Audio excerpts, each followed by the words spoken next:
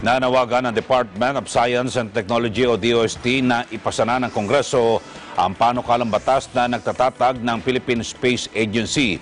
Handa na raw ang Pilipinas na makipagsabayan sa mga kapitbahay nito sa Asia sa larangan ng space technology. Si Gerald Tagbo sa detalye. Mahigit 50 taon nang may interes ang pamahalaan sa larangan ng space science and technology. Ayon sa DOST o Department of Science and Technology, malayo na rin ang narating ng bansa sa space development mula nang ilunsad ang unang microsatellite nito na Diwata 1. It is very evident that DOST has contributed to space research and development and translated technologies for the benefit of Filipinos. Subat magpahanggang ngayon, isa ang Pilipinas sa 4 na bansa sa Southeast Asia na kinabibilangan ng Brunei, Cambodia at Laos ang wala pang space agency. Kaya nanawagan si DOST Secretary Fortunato de la Peña na ipasa na bago pa ang adjournment ng Kongreso ang nakabimbing panukalang batas na nagtatatag ng Philippine Space Agency o PhilSA. Nasentro kasi anya ang diskusyon ng Kongreso sa issue ng pambansang budget kung kaya't hindi agad maipasa ang naturang panukalang batas. Hinihiling ko na sana sa Lunes ay i-take up na yung second reading ng Philippine Space Agency para makaproceed na sa third reading at makaproceed na sa BICAM.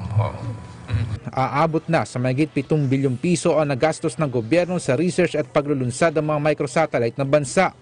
Nagagamit na ngayon sa geomapping ng mga hazardous areas sa bansa, remote sensing at pagmonitor ng sea level ang mga nailunsad ng satellite ng Pilipinas.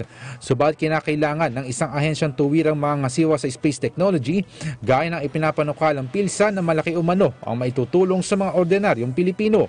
Why do we put satellites up into space? Because we want to get relevant data that we can convert to actionable information that can be used to support evidence-based policies for a data-driven and knowledge-based economy. All of these developments will be faster. Para diretso isasabihin na doon sa mga farmers or diretso sasabihin na doon sa mga nagtitinda ng taho, ganun mo gagamitin niya. Kasi ngayon, spread kung saan-saan yung information. Handa naman daw natanggapin ng DOST kung anumang bersyon ng bill ang mapapagtibay.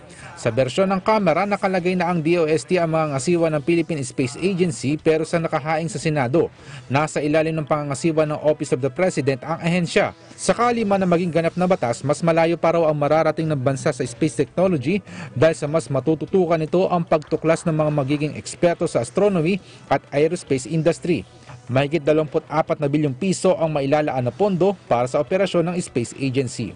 Para sa Eagle News, Gerald Tagbo, I'm 125.